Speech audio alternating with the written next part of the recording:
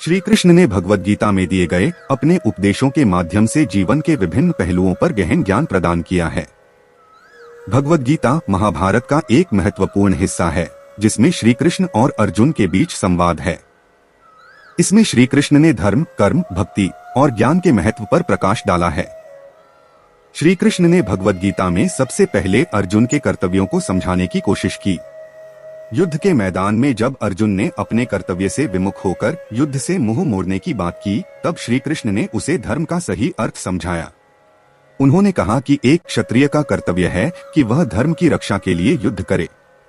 श्री कृष्ण ने अर्जुन को समझाया कि आत्मा अमर है और शरीर नश्वर है, इसलिए आत्मा का नाश नहीं होता, केवल शरीर बदलता है।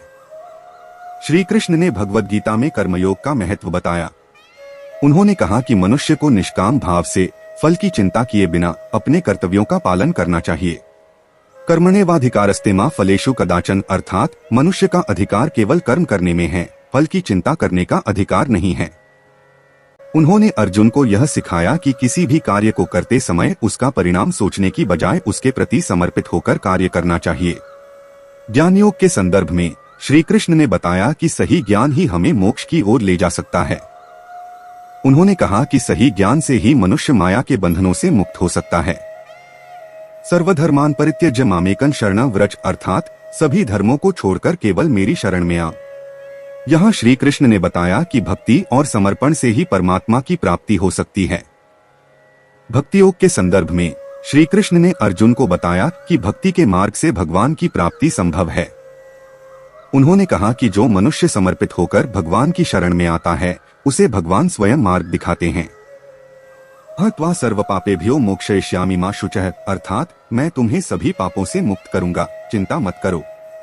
श्री कृष्ण ने अर्जुन को यह भी समझाया कि भगवान की भक्ति और प्रेम से ही जीवन के सभी संकटों का समाधान संभव है। श्री कृष्ण ने संसार के मोहमाया से मुक्त होने का मार्ग भी बताया।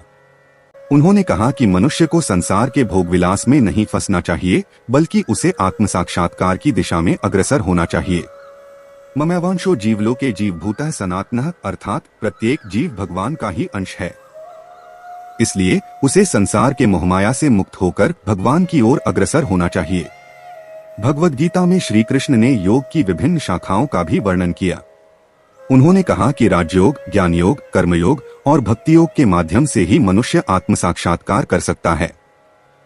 उन्होंने अर्जुन को ध्यान योग का महत्व भी बताया, जिसमें मन की एकाग्रता और आत्म साक्षात्कार की दिशा में ध्यान केंद्रित करने की विधि बताई। श्री कृष्ण ने संसार के अस्थायी स्वभाव को भी बताया। उन्होंने कहा कि संसार में सब कुछ नश्वर है, केवल आत्मा ही अमर है।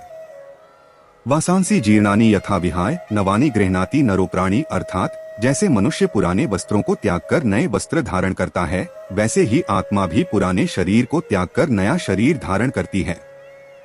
इस ज्ञान से श्री कृष्ण ने अर्जुन को जीवन और मृत्यु के सत्य को समझाया।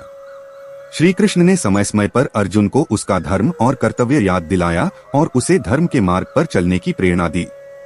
उन्होंने बताया कि धर्म की रक्षा के लिए हर मनुष्य को अपने कर्तव्यों का पालन करना चाहिए। धर्म संस्थापनार्थाय संभवामि युगे युगे, अर्थात धर्म की स्थापना के लिए मैं युग युग में अवतरित होता हूँ। श्री कृष्ण के विचारों में भक्ति, ज्ञान और कर्म का अनूठा समन्वय है। उन्होंने अर्जुन को सिखाया कि मनुष्य को धर्म, कर्तव्य और सत्य के मार्ग पर चलना चाहिए। श्री कृष्ण ने जीवन के हर पहलू को स्पष्ट किया और अर्जुन को सही मार्ग दिखाया। उनके उपदेश आज भी मानवता के लिए मार्गदर्शक हैं और जीवन के सत्य को समझने में सहायक हैं।